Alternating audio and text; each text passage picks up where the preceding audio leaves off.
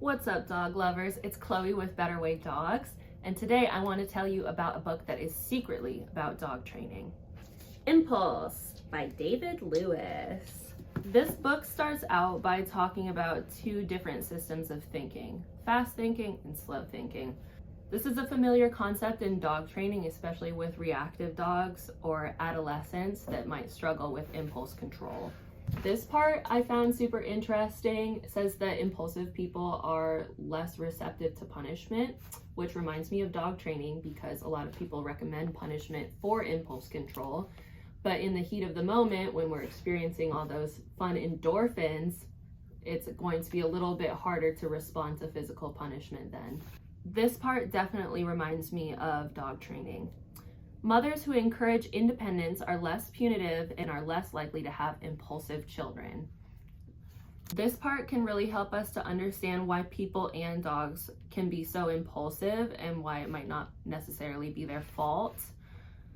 By attaching electrical sensors to the scalps of volunteers, they were able to show that brain activity associated with a decision occurred in advance of an individual becoming consciously aware of making that decision.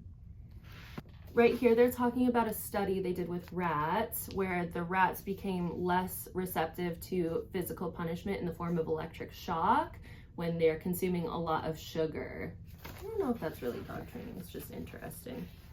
This part was super familiar to me when it comes to high arousal dogs because we deal with a lot of tipping over. So happy arousal going to scary arousal very quickly because it's going to be the same hormones in the body. This part also mentions the effects of being in a group setting when it comes to being reactive. And we definitely see more barking as a fun group activity in dogs, especially running the fence.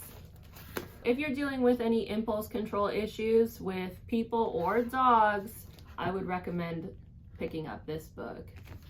There were some sections of this book that I didn't particularly agree with, but as with everything in dog training, I pick out what I like and use it, and the rest, it's for the birds. No problem.